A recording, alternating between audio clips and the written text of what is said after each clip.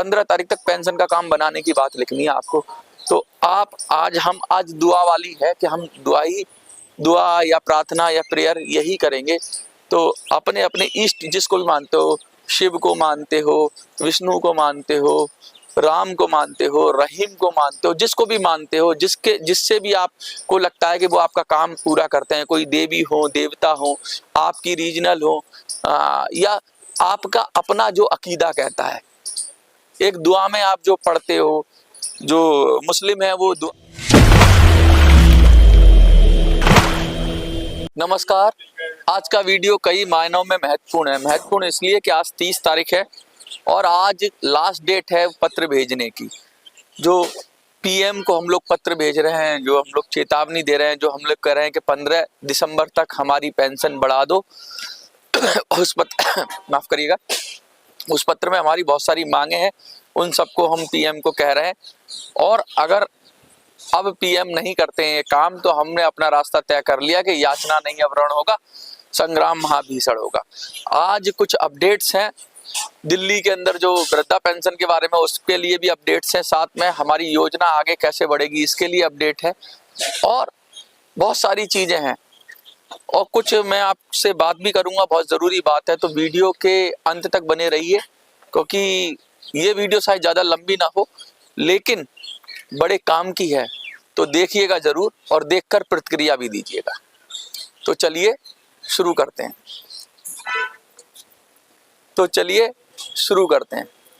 अब सबसे पहले मैं वीडियो जो शुरू कर रहा हूं, तो वीडियो शुरू करने से पहले अक्सर अब मेरे वीडियो पे क्रिटिक्स भी बहुत आ गए। मैं क्रिटिक्स नहीं कहूंगा, अंध विरोधी आ गए हैं।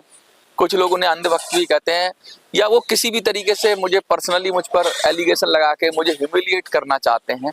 तो आज मैं उनके लिए कविता लिखी है, वो कविता पढ़ दूं, जिससे उनको भी कुछ समझ में आ जाएगा और फिर आगे की हम बात शुरू करेंगे। तो ठीक है, सबसे पहले मैं उनके लिए मैंने क्या लिखा है। वो तेरी तड़प ये मेरी तड़प, खाम खाम है हो जाती झड़प। तेरी तड़प है कि तू कांग्रेस बीजेपी का प्रचार करे, उनको आगे बढ़ाए, उनकी ताकत करे, और मेरी तड़प ये है कि मैं पेंशनर का काम करूं। तो इसी चक्कर में हम दोनों की लड़ाई हो जाती है। तू कहता है कांग्रेस को वोट दो, कोई कहता है बीजेपी को वोट दो, और मैं कहता हूं पेंशनर अपने हक पे वोट दो। तो इसीलिए हमारी झड़प हो जाती है। तो वो तेरी तड़प ये मेरी तड़प, खाम खाम है हो जाती झड़प। वो तेरी समझ ये मेरी समझ, बेकार में ना मुझसे उलझ। भाई तेरी समझ जो है वो तेरे लिए, मेरी समझ मेरे लिए। तो ये कोई पूरी दुनिया खुली पड़ी है, जो तुझे समझ में आता है वहां कर। तो खाम खाम है, मैं तो जाता नहीं तुमसे लड़ने के लिए, तुम आते हो मेरे पास लड़ने के लिए। तो खाम खाम है झड़प हो जाती है हमारी। वो तेरी समझ ये मेरी समझ, बेकार में ना मुझसे उलझ। वो तेरी अदा ये मेरी अदा, अब ताव ना मुझ पे दिखा। वो तेरी अदा ये मेरी अदा। तेरी अदा है कांग्रेस जिंदाबाद, बीजेपी जिंदाबाद, सपा जिंदाबाद, बसपा जिंदाबाद, आप जिंदाबाद, और ये मेरी अदा पेंशनर जिंदाबाद। तो वो तेरी अदा ये मेरी अदा, फिर ताव क्यों मुझ पे दिखा, ताव ना मुझ पे दिखा, यानी मुझे क्यों गुस्सा दिखा रहा है, मुझे अपना ताव क्यों दिखा रहा है, मुझे अपना वो रुतबा क्यों दिखा रहा है। वो तेरी कसक ये मेरी कसक, गल मेरी सुन जल्दी से खिसक। वो तेरी कसक ये मेरी कसक, गल मेरी सुन जल्दी से खिसक। कहने का मतलब तेरी कसक तो ये है कि देश में बीजेपी का राज हो जाए, तेरी कसक ये है देश में कांग्रेस का राज हो जाए, और मेरी कसक ये है कि देश के अंदर सत्य का राज हो जाए, देश के अंदर पेंशनरों को उनका हक और अधिकार मिल जाए। तो अपनी अपनी कसक है, मैं क्या कर सकता हूँ भाई। तेरी कसक वो मेरी कसक। वो तेरी दवा ये मेरी दवा, बीमारी क्या हमको ना पता। अब शायद तुझे लगता होगा कि तेरी दवा से ही ठीक हो जाएंगे, तू कांग्रेस को वोट कर देगा, बीजेपी को वोट करवा देगा तो ठीक हो जाएंगे।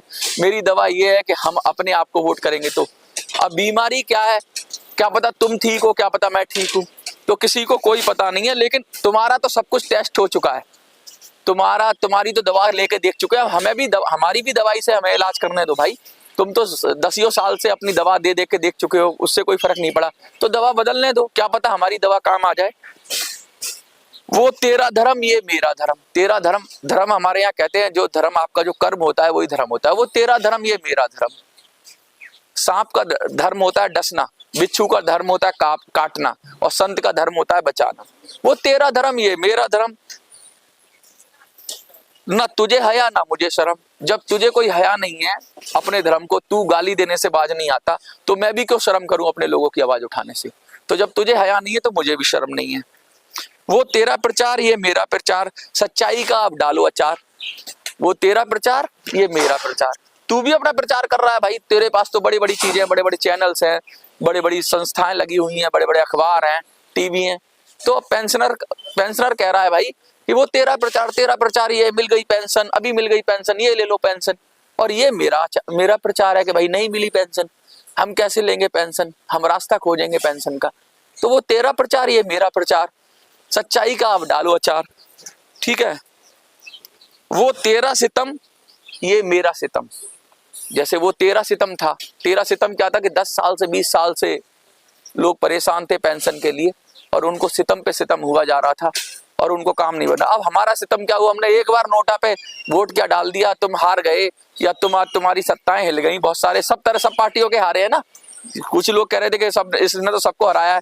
तो वो तेरा, तुम जब तक हमें पीट रहे थे, मार रहे थे, कुछ नहीं, एक बार पेंशनरों ने पटक मार दी महाराष्ट्र और झारखंड और हरियाणा के अंदर, तो तुमको पेट में दर्द हो गया। वो तेरा सितम ये मेरा सितम, जो जैसा करोगे वैसा भरोगे। और देखो, वो तेरा सितम ये मेरा सितम, क्रोसिल ले और बात खत्म। चलिए बात खत्म कर देते हैं यहाँ पे। ये तो मैंने उनको जवाब दिया जो खाम खा में आ जाते हैं पड़ी लकड़ी लेने के लिए मेरे वीडियो में। उनको मैं कहना चाहता हूँ कि भैया मुझसे दूर रहो, क्योंकि छेड़ोगे तो छोड़ेंगे नहीं। अब रही बात ये, तो तुम्हारे लिए तो हमारे सीनियर सिटीजन ही काफी हैं, जो तुम आते हो ना कूद कांद के मेरे वीडियो के अंदर, तुम्हारे लिए तो वो बुजुर्ग ही काफी हैं, वो ही जवाब दे देंगे तुम्हें। तो मेरे से तो क्या ही टकराओगे तुम एक पेंशनर से नहीं टकरा सकते। तो मोटी बात ये है। अच्छा, अब हम बात करते हैं अपने उस पे आ जाते हैं, क्योंकि वीडियो के अंदर आपको कुछ लोग कहते हैं वीडियो लंबी होती है। हाँ भैया, मैं भी तफसील से बैठा हुआ हूँ, फुर्सत में बैठा हुआ हूँ, मैं भी फुर्सत में ही बात करता हूँ, मेरे सुनने वाले भी फुर्सत में हैं। और जिनको फुर्सत नहीं है, जिनको जल्दी है, वो पहली फ्लाइट पकड़ के निकल लें, क्योंकि वीडियो तो ऐसे ही चलेगी। यूं तो ये तो नू ही चलेगी, ये तो नू ही चलेगी। और हम जब लड़ते हैं ना तो पूरी गहराई से लड़ते हैं। ये नहीं है कि फटफट आए हमें मिल जाए, बस खबर मिल जाए पेंशन की। घंटा खबर मिलेगी पेंशन की, जब लड़ोगे नहीं तो नहीं मिलेगी खबर। तो जो लोग इसलिए आते हैं कि 2 मिनट में 3 मिनट में एक वीडियो सुन लें और शाम को मिलेगी पेंशन, दोपहर को मिलेगी पेंशन, उनके लिए वीडियो में बनाता नहीं हूँ। तो कृपया करके चेतावनी, कहते हैं ना चेतावनी, सावधानी हटी दुर्घटना घटी, चेतावनी, वीडियो से दूर रहें। अच्छा, अब बात करते हैं दिल्ली की। दिल्ली के अंदर वृद्धा पेंशन की जो हम बात कर रहे हैं, वृद्धा पेंशन पे मुझे मेगा सिंह जी का फोन आया दिल्ली से कि मनोज भाई, ये हमारे यहाँ पेंशन का आवेदन बंद कर दिए गए हैं, क्योंकि 80 कह रहे हैं कि 80,000 फॉर्म भर गए। मैंने कोशिश की जानने की, तो अभी ऐसा कुछ खबर तो पक्की कंफर्म नहीं हो पा रही, लेकिन हाँ कुछ जगह से ऐसा हो रहा है कि टेक्निकली वेबसाइट में दिक्कत आ रही है, या वो भर नहीं पा रहे हैं फॉर्म। कभी द्वारका से भी ऐसी खबर आई मुझे कि द्वारका विधानसभा के अंदर ऐसा लोग कह रहे हैं कि भाई यहाँ फॉर्म देना बंद हो गए, क्योंकि वहाँ के विधायक ने ऑफलाइन कुछ फॉर्म इकट्ठे कर लिए थे, कुछ ऐसी घटना हो गई और उसने जमा नहीं किए, इस वजह से वहाँ पे कुछ उस एरिया में रोक लगा दी। तो अब ये क्या है, ये मुझे लगता है केजरीवाल जी फंस गए हैं। केजरीवाल जी ने सोचा हम करेंगे, योजना कर देंगे, हम खोल देंगे पेंशन और लोग अपना पेंशन ले लाके हमें वोट दे देंगे पेंशन के नाम पे। लेकिन लोग तो कह रहे हैं कि फॉर्म भर जाने से थोड़ी ना पेंशन मिल जाती है। लेकिन फॉर्म भरने से भी ये डर गए, इनको पता नहीं था कि इतने सारे लोग हैं। ये सोच रहे थे थोड़े से लोग हैं, कहते हैं 2-3 दिन में ही 80,000 1 लाख का आंकड़ा पार हो गया। इसका मतलब इस देश के अंदर पेंशन पाने के लिए बहुत सारे लोग चाह रहे हैं कि बुजुर्ग लोग चाह रहे हैं कि उनको पेंशन मिल जाए। अगर वो चाह रहे हैं तो ये भी जरूरी होगा कि वो उनके चाहने के साथ साथ ये बात बिल्कुल है कि वो वोटर भी है, उसका परिवार भी वोटर है। तो दिल्ली के अंदर ये बात सिद्ध हो गई कि पेंशन के नाम पर लाखों वोट हैं। और गवर्नमेंट को ये फंस गई है। गवर्नमेंट कह रही है कि करे तो करे क्या, जाए तो जाए कहाँ, खाए तो खाए क्या, पिए तो पिए क्या। इनकी तो रात दिन की नींद हराम हो गई है। तो ये बड़े परेशान हैं, इनकी परेशानी का इलाज कैसे ढूंढे ये समझ में नहीं आ रहा। अब केजरीवाल जी ने सोचा कि चलो यार इनको बेवकूफ बना लें बुजुर्गों को। तो अब केजरीवाल जी फंस गए, अब तो देनी ही पड़ेगी, और नहीं देगी तो हम, बापू तो आ ही रहे हैं, बापू लठ लेके भी आ रहे हैं, वो बापू नहीं है, बापू के पास किसका, लोकतंत्र का लठ है। उस समय तो बापू लठ सहारे के लिए था, इस समय जो लठ है ना हमारे पास वो लोकतंत्र का लठ है। तो हमारे बापू के हाथ में लठ भी है। लठ क्या है, वोट का लठ है। वो जब पीठ पे पड़ेगा इनकी तो ये सीधे हो जाएंगे और सीधा होकर ये हमारे हक और अधिकार को दे देंगे। तो ये बात रही हमारी कि भाई दिल्ली की पेंशन का क्या हिसाब किताब है। दिल्ली की पेंशन के साथ साथ हम और भी बातें करेंगे, बहुत सारी बातें हैं, लेकिन सबसे पहले दिल्ली के पेंशन के मुद्दे के साथ साथ हम लोग ये चाहते हैं कि आप 30 तारीख है तो आप ज्यादा से ज्यादा लोगों को वोट भेज दो, ज्यादा से ज्यादा लोग पत्र भेज दें और 15 तारीख तक हमारा काम हो जाए। अगर 15 तारीख तक हमारा काम नहीं हुआ तो हम इसको फिर अपनी तरीके से और आगे बढ़ाएंगे। देखिए गड़गड़ाहट गूंज रही है, आसपास बैरिकेड्स पुलिस के हिल रहे हैं और लोग खींच रहे हैं। यहाँ पे जंतर मंतर पे ये सब चलता रहता है, थोड़ा शोर आ गया होगा बीच में, लेकिन अब ये शोर हमें रोक नहीं सकता। आगे की बात मैं ये कहना चाहता हूँ कि लड़ाई कैसे लड़ें। तो मैं आपसे ये पूछना चाहता हूँ, क्या हमें संगठन बनाने के लिए कुछ करना चाहिए। अच्छा, कुछ लोगों ने मुझे फोन किया, व्हाट्सएप किया, हिमाचल से फोन आया जयराम जी का, कहते हैं मनोज तुम मेरा फोन नहीं उठाते हो, मैं माफी चाहता हूँ। कह रहे हैं मैं तुमको हर महीने पैसे भेज दूंगा, आप पैसे ले लो। तो मैंने उनको हाथ जोड़े, मैंने कहा अभी मुझे पैसे की आवश्यकता नहीं है, जब होगी तो मैं आपसे आप लोगों के पास एक मैसेज डालूंगा, जितनी जरूरत होगी उतना मुझे मिल जाएगा, मुझे इतना ज्यादा पैसे की जरूरत नहीं, अभी आंदोलन को इतने पैसे की जरूरत नहीं। एक व्यक्ति ने लिखा कि हम पैसा नहीं दे सकते, तो मैं उन व्यक्तियों से कहना चाहता हूं कि आप हम शब्द मत लिखो, आप ये कहो मैं पैसा नहीं दे सकता। तो अभी तो मांगा ही नहीं किसी ने, तो जब मांगा नहीं तो देने की बात कहां से आई। तो वो लिख दे कि मैं पैसा नहीं दे सकता, जो दे सकते हैं वो तो दें, जब चाहिए होगा तो देना पड़ेगा, समय भी देना पड़ेगा, पैसा भी देना पड़ेगा, लड़ाई भी करनी पड़ेगी। और पैसा किसी को देना थोड़ी ना है, अपने लिए लगाना। तो हम सब तो अपनी लड़ाई लड़ रहे हैं, तो अपनी लड़ाई के लिए हमें कोई ऊपर से कोई टपक के नहीं आएगा, कोई सरकार मदद करने वाली नहीं है, कोई पूंजीपति मदद करने वाला नहीं है, कोई पार्टी मदद करने वाली नहीं है। अपने पैरों पे खड़ा होना है, तो ये बात गांठ बांध लेना, अपनी लड़ाई लड़नी है। अच्छा, मैं चाहता हूं कि हम कुछ लीडरशिप कैसे करें, क्योंकि अभी तो हम जब बनाएंगे सारी फॉर्मेट बनाएंगे तो अभी हम कुछ लोगों को अपॉइंट करेंगे। तो मैं चाहता हूं नीचे से लीडरशिप चले, नीचे से लीडरशिप यानी हम एक छोटे से कोई यूनिट बनाएं। तो मैं आपसे वही पूछना चाहता हूं, क्या हम वार्ड यूनिट बनाएं या विधानसभा यूनिट बनाएं, विधानसभा अध्यक्ष बनाएं, क्योंकि पॉलिटिकल यूनिटी बनाएंगे हम, जिला विला यूनिट नहीं बनाएंगे। कोई संगठन की होती है, पॉलिटिकल पार्टी है, तो मैं चाहता हूं या तो वार्ड यूनिट हो या ग्राम पंचायत यूनिट हो या फिर जिला की यूनिट हो, और वहां पे हम लोगों को नियुक्त करें। जैसे जिला, सॉरी माफ करें, विधानसभा, तो विधानसभा की यूनिट है। जैसे सपोज करिए दिल्ली में कोई विधानसभा है, लक्ष्मी नगर विधानसभा है, तो लक्ष्मी नगर विधानसभा का हम एक अध्यक्ष बनाएं, जो हमें सक्रिय लगे या जो उस विधानसभा से जो व्यक्ति मिले, और फिर उसके सारे और लोगों को जोड़े। इस तरह का सिस्टम बनाए हम। तो ज्यादा ऊपर पे पद ना बनाए कि हमने राज्य का वो बना दिया या हमने और बड़ी लोकसभा का हमने प्रभारी बना दिया या पूरे राज्य का प्रभारी बना दिया। लेट द पीपल डिसाइड कि नीचे से सिस्टम बनना शुरू करें, हम नीचे से संगठन बनाना शुरू करें, और फिर जो संगठन ज्यादा परफॉर्म करे उसको ज्यादा जिम्मेवारी मिल जाए। यानी अगर किसी विधानसभा के अंदर ज्यादा वो उसने अच्छा किया और ज्यादा उसके अंदर हमारे कार्यकर्ता या हमारे लोग हो गए, सदस्य हो गए, तो फिर हम उस विधानसभा को तरजीह दें और उसको राज्य में लाएं, वहां से लीडरशिप को, और उस लीडरशिप को हम कोशिश करेंगे और ऊपर लाएं, लोकसभा में लाएं या राज्य में लाएं, इस तरह की व्यवस्था हो। यानी नीचे से निकले लीडरशिप, ना कि ऊपर से थोपी जाए। तो ये मेरा ऐसा सोचना है। इसके लिए क्या सिस्टम है वो हम लोग आगे डिसाइड करेंगे धीरे धीरे। मेरी टीम भी है, काम कर रही है कि किस तरीके से सिस्टम बनाया जाए जिससे जमीन से, ग्रास रूट से जुड़े हुए लोग को लीडरशिप करने का मौका मिले, ना कि ऊपर से टपक के मैनेजर टाइप के लोग आ जाएं और फिर वो सत्यानाश करते हैं। वो जो ऊपर से आता है ना, उसको ना तो लोगों की परवाह होती है और वो कुछ नहीं करता, वो सिर्फ आके परेशानी ही पैदा करता है। तो हमें परेशानी नहीं चाहिए, हमें अपनी जो पॉलिटिकल सोच है उसको बड़ा मजबूती से स्टेब्लिश करना है और व्यवस्था परिवर्तन की बात करनी है। तो ये बात हो गई, एक तो ये संगठन की बात हो गई। दूसरा, पार्टी के लिए एक संविधान बनाना पड़ेगा, पार्टी की एक कार्यकारिणी बनानी पड़ेगी, जो मैं पहले ही डिस्कस कर चुका हूं। तो आपको आज मैं आपसे पूछता हूं, मुझे व्हाट्सएप पे लिख दीजिएगा कि पार्टी के संविधान में क्या क्या बातें हम इंक्लूड करें। जैसे व्यवस्था परिवर्तन की बात इंक्लूड करेंगे, बुजुर्गों को हक और अधिकार की बात इंक्लूड करेंगे, पेंशन की बात इंक्लूड करेंगे, तो और क्या मुद्दे होने चाहिए। तो आज मैं आपसे मुद्दे पूछ रहा हूँ जो मतलब दूरगामी सोच वाले मुद्दे होने चाहिए।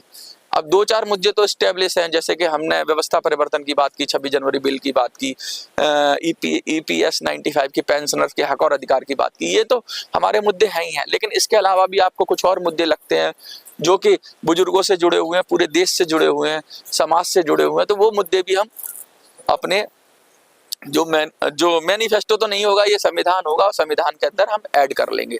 तो मुद्दों के साथ साथ पूरी रूपरेखा बना रहे हैं और समय लगता है, हर चीज के अंदर। कहता है धीरे धीरे रह मना, धीरे सब कुछ होए, और माली सींचे 100 घड़ा रुत आवे फल होए।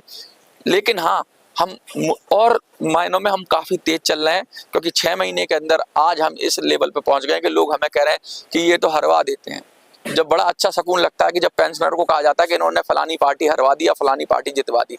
अरे पेंशनर को ये इस काबिल तो हुए, ये काबिलियत आई नोटा से, तो नोटा का भी धन्यवाद है। लेकिन अब नोटा का काम हमें लगता है यहाँ से देखेंगे आगे। अगर हम अब वैसे तो हमें शुभ संकेत आ रहे हैं कि हम अपने आप में एक वोट बैंक बन गए हैं, जो मैं चाहता था कि हम अपने आप डिसाइड करें, अपना निर्णय लें और हम जहाँ चाहे वोट दें।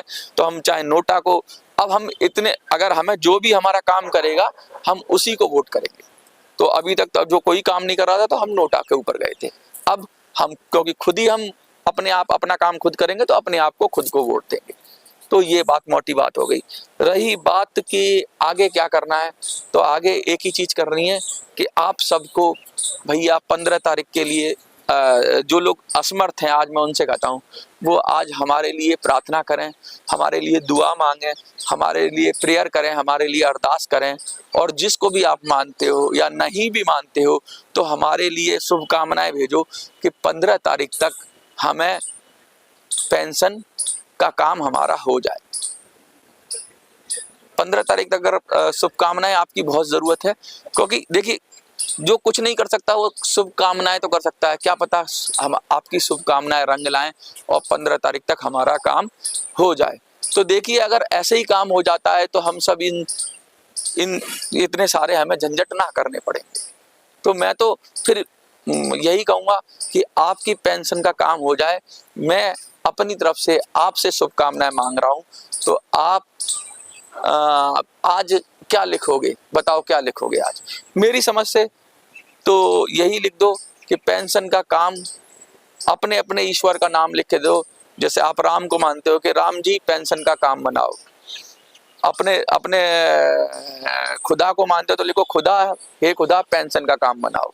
गॉड को मानते हो तो कहो गॉड पेंशन का काम बनाए। और प्रकृति को मानते हो, बहुत लोग प्रकृति को कहते हैं कि जो हे प्रकृति पेंशन का काम बनाओ। तो असल में 15 तारीख तक पेंशन का काम बनाने की बात लिखनी है आपको। तो आप आज दुआ वाली है कि हम दुआ या प्रार्थना या प्रेयर यही करेंगे। तो अपने अपने इष्ट जिसको भी मानते हो, शिव को मानते हो, विष्णु को मानते हो, राम को मानते हो, रहीम को मानते हो, जिसको भी मानते हो, जिससे भी आपको लगता है कि वो आपका काम पूरा करते हैं, कोई देवी हो, देवता हो, आपकी रीजनल हो, या आपका अपना जो अकीदा कहता है।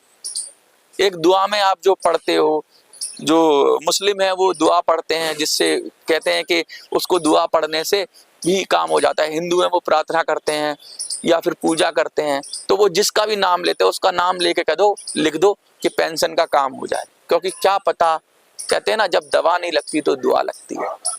आज आपकी दुआ की सख्त जरूरत है 15 तारीख तक। तो अगर ये काम हो गया तो हम बहुत बड़े संघर्ष से बच जाएंगे। लेकिन हम संघर्ष से डरते नहीं हैं, लेकिन हम चाहते हैं कि आपकी दुआ काम कर जाए, आपकी प्रार्थना काम कर जाए, आपकी प्रेयर काम कर जाए। तो बस यही मैं चाहता हूं कि आप 15 तारीख के लिए सब प्रार्थना करिए कि पेंशन का काम बन जाए। जय हिंद, जय भारत।